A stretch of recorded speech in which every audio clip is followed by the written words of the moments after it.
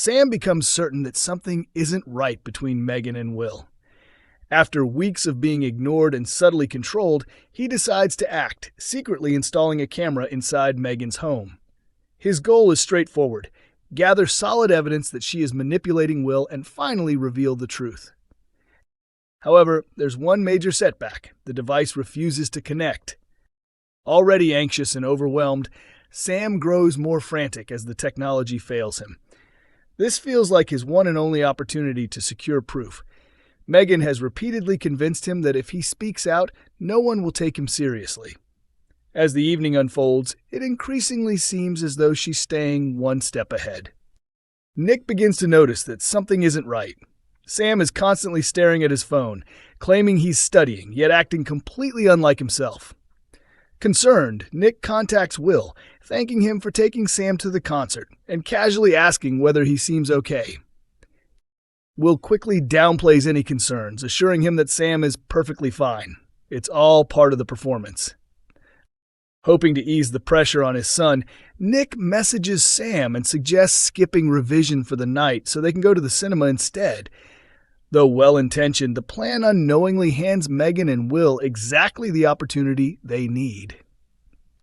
Later, Will approaches Sam at the cafe and seizes his moment. He invites him to hang out and casually mentions he has a bottle of vodka.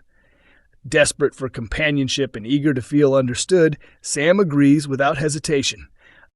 They end up drinking together in the precinct, and it's an uncomfortable sight. Sam isn't acting out. He's emotionally exposed. All he wants is for someone to believe him.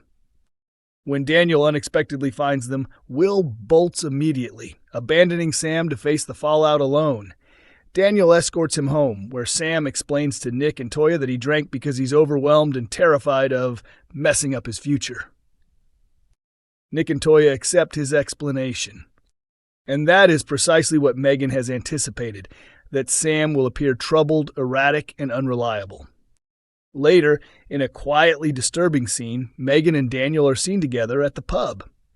Once she manages to get Will on his own, she praises him for how he handled things earlier and invites him over for his reward, casually remarking that she'll tell Daniel she's feeling unwell. It becomes clear the vodka offer wasn't random. It was carefully planned, a way to undermine Sam's credibility before he can speak out. Watching from his phone, Sam sees Megan and Will entering her house together. This is the confirmation he's been desperate for. Real evidence. But just as he's taking it in, Nick intervenes, confiscating his phone and encouraging him to switch off and unwind after the chaos of the night. The audience can see what's really happening. Sam can see it too. Yet the adults around him remain completely unaware. By the episode's conclusion, Megan appears to have won.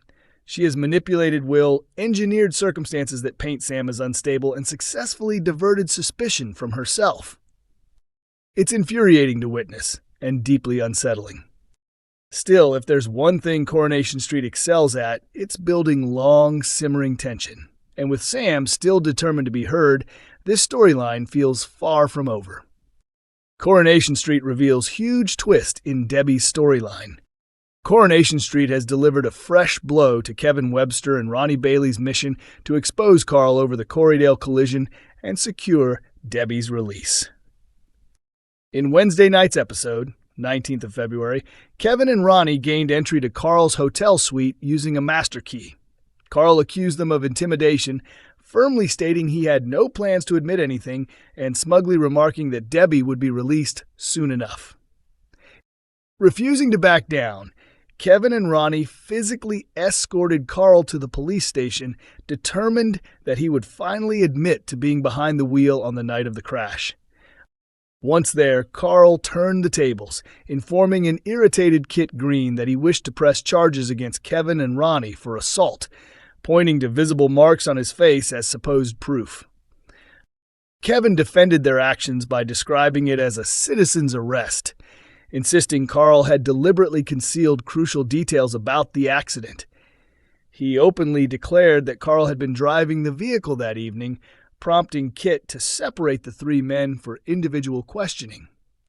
After conducting interviews, Kit later explained to Kevin and Ronnie that his superior was unwilling to pursue Carl's assault claims, dismissing it as one person's word against another's. However, there was further disappointment. The authorities had no intention of reopening Debbie's case either. Kit warned them they would need to approach the situation far more strategically if they hoped to catch Carl out. Once alone, Ronnie acknowledged that they had to outthink Carl if they wanted results, making it clear he wasn't ready to give up. Kevin quickly agreed, equally determined to continue the fight.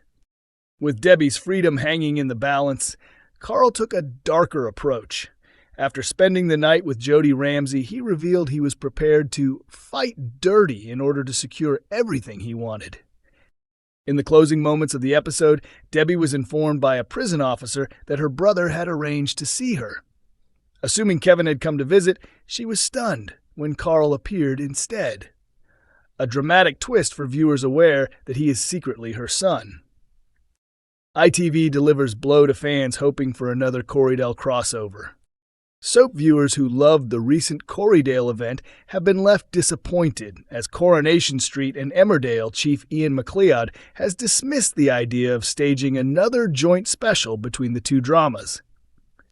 Earlier this year, the ITV favorites united for a landmark episode that drew an impressive peak audience of 4.7 million.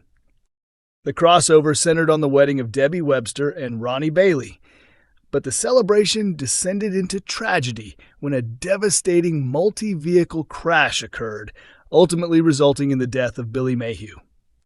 When asked whether the triumph of Corriedale could lead to a more regular collaboration, MacLeod made it clear he believes a permanent fusion would be impractical. He explained on the This Is Media City podcast that the two programs have distinct creative tones and storytelling styles, which makes blending them a delicate challenge.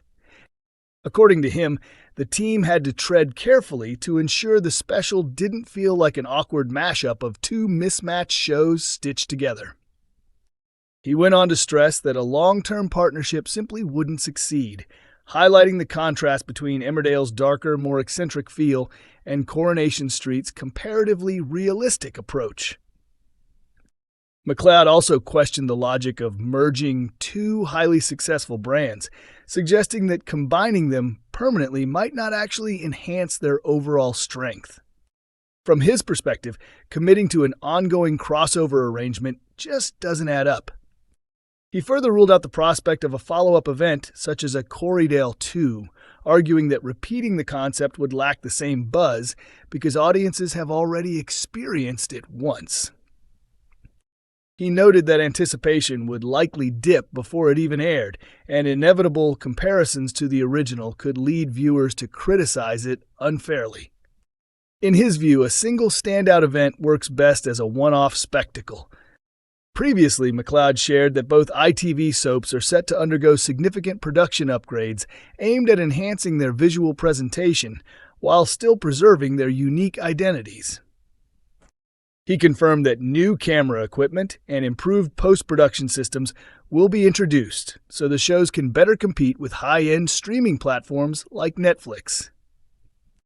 He pointed out that as audiences become accustomed to watching glossy series such as Squid Game, it's important that traditional soaps don't appear outdated or stylistically disconnected.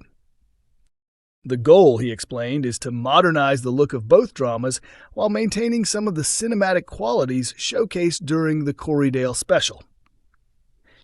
Coronation Street continues to air on weekday evenings at 8:30 p.m. on ITV1 and is also available to stream via ITVX.